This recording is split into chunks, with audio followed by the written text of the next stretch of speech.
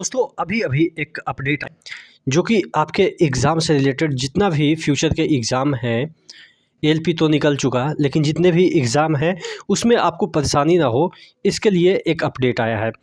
यहाँ पे आप देखिएगा कि रांची के वेबसाइट पे ये अपडेट आई, सॉरी मुंबई के वेबसाइट पे ये आपके अपडेट आई है।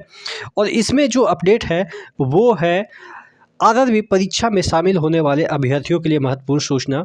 आधार बायोमेट्रिक को अनलॉक करने के संबंध में आवेदन जमा करने के चरण के दौरान अपने आधार को सत्यापित करने वाले अभ्यर्थियों सहित सभी अभ्यर्थियों से अनुरोध है कि वे अपने हित में यह सुनिश्चित करें कि परीक्षा केंद्र में आने से पहले उनका आधार यूआईडी जो है वो प्रणाली में अनलॉक स्थिति में रहे ताकि परीक्षा के दिन असुविधा से बचा जा सके।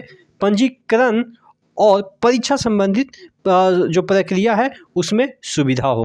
अब मामला ये फंसता है कि तकरीबन 7 से 10% ऐसे कैंडिडेट हैं जो कि जाते हैं, उनका इस चीज़ में दिक्कत हो जाती है। यानी कि हर एक 10 में एक लड़का कुछ ना कुछ कमियां उनके आधार बायोमेट्रिक में चल रही है। तो इसलिए अब कहा गया है कि आपको इससे दिक्कत ना हो, जो भी फ्यूचर के एग्ज़ाम में है, आप एक बार अपना आधार अनलॉक करा लीजिए। अनलॉक का मतलब ये हुआ कि जैसे ही आप जो वसुधा केंद्र होती है जहाँ पे आधार वगैरह बनता है या अपडेट होता है, वहाँ पे जाइएगा। आप कहिएगा कि मेरा आधार बहुत पुराना है, हमें एग्ज़ाम में दिक्कत होती है, तो ऐसा कुछ कर दो कि एग्ज़ाम में कोई दिक्कत ना हो। वो समझ जाएगा कि कहाँ पे दिक्कत होती है। दिक्कत कहाँ पे होती है कि आपका सही जेन्युइन चीज़ है, लेकिन आप जब फिंगर डालते हैं तो फिंगर वो आपका लेता ही नहीं है।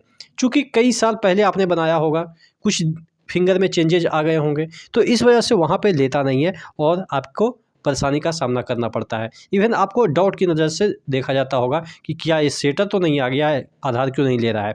तो ये सब जो चीज़ें हैं उससे बचने के लिए मात्र 150 रुपया देता है आधार सेंटर वाला, आपका जो बायोमेट्रिक है वो अपडेट कर देगा। यानी कि फ़िलहाल जो आपका फिंगर है वैसा एग्जैक्टली आपका ले लेगा, तो फिर आपको दिक्कत नहीं होगी एग्ज़ाम सेंटर में। तो यही कहा जा रहा है कि आपका जो शुरुआती में आप लोग कह रहे थे कि बहुत सारे लोगों का मिसमैच जो हो रहा था, बहुत सारी चीज़ें, तो यही सब चीज़ें की वजह से उसमें गलती कुछ कैंडिडेट की भी होती है, आधार को अपडेट नहीं करते हैं, तो इस वजह से इस तरह की चीज़ें देखने को मिलती है। आशा करते हैं आप इस जो नोटिस है उसको सीरियसली लीजिएगा और अपना आधार जो है वो अपडेट कराइएगा। नेक्स्ट वीडियो में मिलते हैं, तब तक के लिए जय हिंद।